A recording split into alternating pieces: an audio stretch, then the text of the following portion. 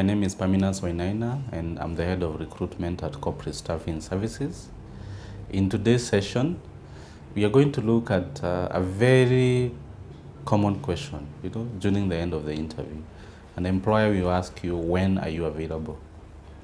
It's interesting because you normally find some candidates have done very well, but when they get to this stage, they mess up on a question that looks so simple, and straightforward.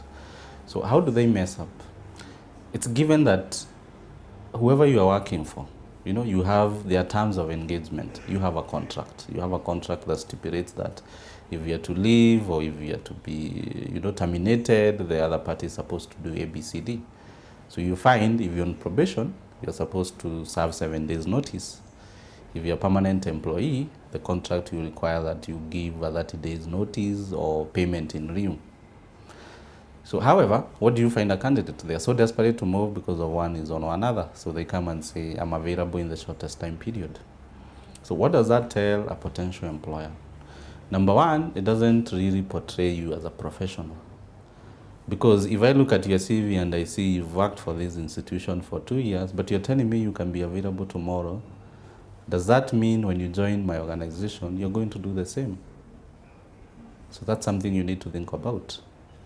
So if you are contemplating a move, the best way to approach this is to tell the potential employer that the current contract I have with my employer stipulates that I give 30 days notice.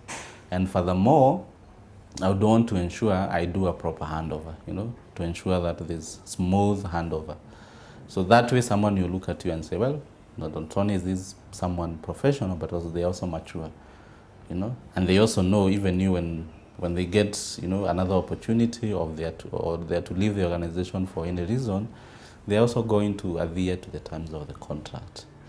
So it's a really dicey situation. You don't need to show that you're desperate by showing that you can be available anytime. How about if you're not working? The same applies. I've interviewed candidates, maybe they don't have a job, and they tell you, I can even be available in the afternoon. You interview them at 10 a.m., they tell you, yeah, I can start in the afternoon. What does that tell me? Does that mean there's nothing else you do in your life apart from, job applications and waiting for interviews? You should look like you've organized yourself. So tell your employer that you're available on a short notice. There are 1 or 2 things that you need to finalize, and you can start maybe the day after tomorrow or something like that. And clearly, I'm sure there is. Maybe you need to go and buy a few shirts and trousers or, official wear.